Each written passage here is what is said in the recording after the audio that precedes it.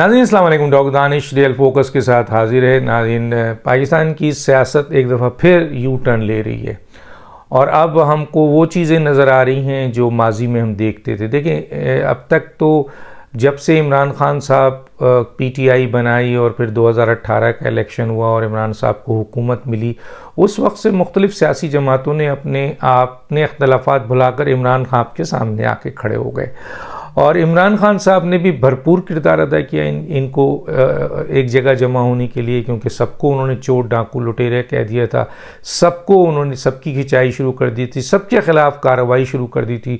तो जाहिर है इन लोगों ने फिर एक इत्तेहाद कायम कर लिया। हालांकि सियासतदान वो बहुत कामयाब होता है जो इतनी बड़ी इत्तेहादी जमात में से ब्रेक करे लोगों को, लेकिन उन्होंने नहीं किया। उन्होंने तीर और फायर कर दिया इनके ऊपर। शायद उनके जहन में ये था कि एक तरफ मेरे फ़ौज खड़ी है, दूसरी तरफ जुडिशरी खड़ी है, ऊपर ट्रम्प खड़े हैं और एक पॉपुलर लीडर की हैसियत से वो नज़र आ रहे थे कि जी नौजवान और अवाम उनके साथ खड़ी है।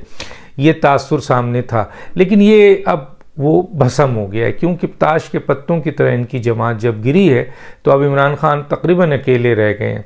तो ऐसी सूरत हाल में जो मुख्तलिफ़ सियासी जमातें एक इत्तेहाद का हिस्सा बनाकर आगे बढ़ रही थी, अब उनके इख्तलाफात जो इनके दरमियान थे वो बढ़ चढ़ कर सामने आ रहे हैं और आइंदा आने वाले वक्तों में भी यही आपको अब बहुत बड़ी एक इख्तलाफ और शदीद लड़ाई नज़र आएगी। इमरान खान साहब की सियासत के बारे में कुछ लोगों का कहना है कि जनाब इमरान खान साहब फ़िलहाल अब गए, तो इमरान खान जब सियासत में नहीं रहेंगे तो जाहिर है कि फिर ये कोशिश करेंगे पावर में आने की, और पहले इत्तेहाद की सूरत में थे, अब ये इत्तेहाद टूट कर 2-3 इत्तेहादों में चला जाएगा।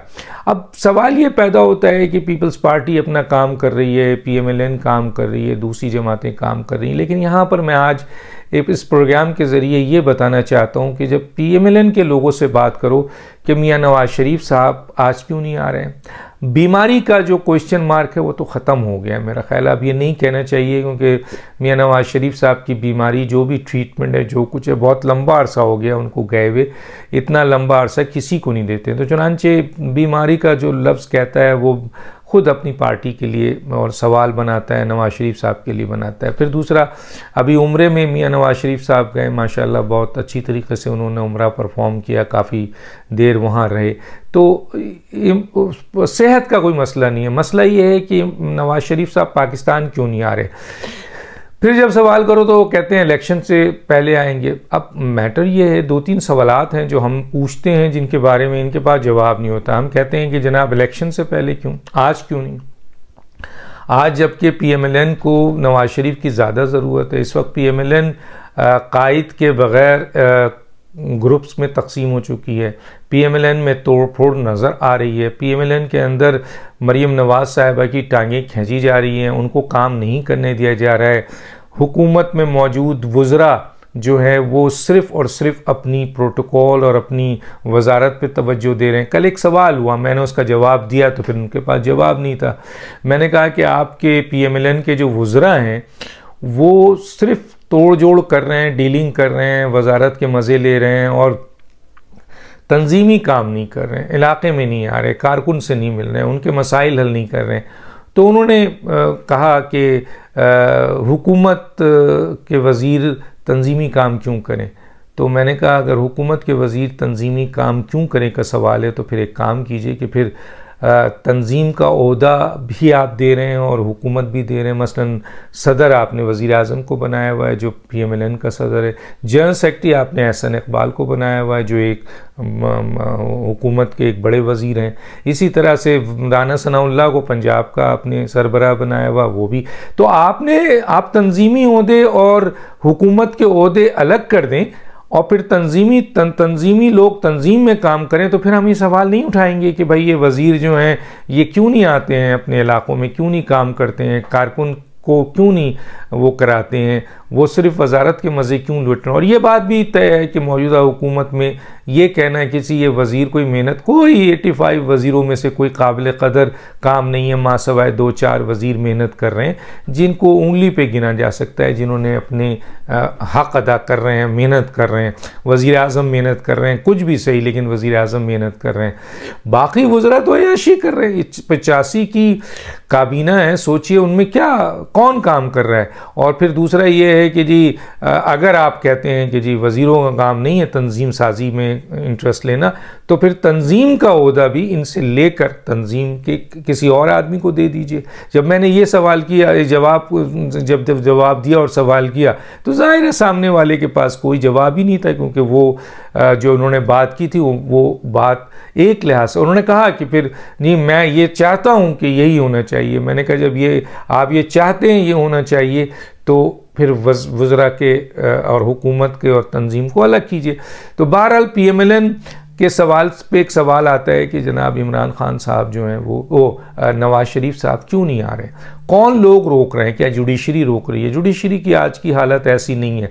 फिर नवाज़ शरीफ साहब जब भी पाकिस्तान आएंगे उनको जेल को फेस करना पड़ेगा, उनको मुकदमात को फेस करना पड़ेगा। चलें जेल में फ़ौरन उनको आपके वो मिल सकती है, क्या कहलाता है, जेल के हवाले से उनको आपके ज़मानत मिल सकती है कि जेल में ना जाए, लेकिन मुकदमात तो उनको फेस करने पड़ेंगे, उन मुकदमात से उनको गुज़र के जाना पड़ेगा। तो आज क्यों नहीं? इलेक्शन के ज़माने में आएंगे तो फिर वो उस वक्त जब आप ज़मानत और इन चीज़ों में हो सकता है आपको ज़मानत ना मिले तो आप तो जेल में चले जाएंगे, फिर आप क्या पार्टी के लिए फ़ायदेमंद हो सकेंगे? तो इस वक्त तो बेहतरीन मौका है कि जब PMLN के अंदर एक टूट फूट नज़र आ रही है, एक ग्रुपिंग नज़र आ रही है, और कोई ये ना कहे कि PMLN में ग्रुपिंग नहीं है। हम उन लोगों में से शामिल हैं जो PMLN के अहम तरीन लोगों से बात करते हैं, जिसकी बुनियाद पे हमें अंदाज़ा है कि 3 से 4 ग्रुप इस वक्त एग्जिस्ट कर रहा है। और मार्केट, मसलन मार्केट से मुराद है मीडिया में भी ये सामने चीज़ें नज़र आ रही हैं। और अगर आप थोड़ा सा भी अंदर अहम तरीन लोगों से बातचीत करते हैं तो इस ग्रुप को भी नवाज शरीफ ख़त्म कर सकते हैं। अपनी बेटी के लिए जो इस वक्त चीफ ऑर्गेनाइज़र काम कर रही हैं तंजीम के लिए, उसके भी फ़ायदे में आ सकते हैं। और आइंदा जो भी PMLN इसमें इख्तदार में आना चाहती है उसके लिए भी नवाज शरीफ साहब अभी किरदार अदा कर सकते हैं। एन इलेक्शन के ज़माने में आएंगे तो शायद वो रिजल्ट ना दे सके, लेकिन ये सवाल का जवाब देने को कोई तैयार नहीं है कि उस वक्त इलेक्शन के वक्त आज क्यों नहीं, आज कौन सी रुकावट है? आज उनकी हुकूमत है फेडरल में इत्तेहादियों के साथ, आज उनकी चारों सूबों के अंदर किसी मुखालिफ की हुकूमत नहीं है, केयर टेकर की हुकूमत है। सिंध में तो इत्तेहादियों की हुकूमत है, मरकज़ में जो सबसे बड़ी हुकूमत कहलाती है उनके भाई बैठे हैं वज़ीर आज़म। और दूसरी बात यह है कि फ़ौज और जुडिशरी का कोई मामला तामला नहीं है इस मामले में। तो फिर नवाज़ शरीफ को कौन रोक रहा है पाकिस्तान आने से? ये एक बहुत बड़ा सवाल है। क्या पाकिस्तान नवाज़ शरीफ को ख़ुद PMLN के लोग रोक रहे हैं? अगर ये सवाल मैं रखूँ तो मैं यहाँ पर ये कहूँगा कि हाँ, PMLN के लोग नहीं चाहते हैं कि नवाज़ शरीफ साहब आ जाएं, क्योंकि नवाज़ शरीफ के आने से उनकी चौधराहट सबकी सब बंद हो जाती है।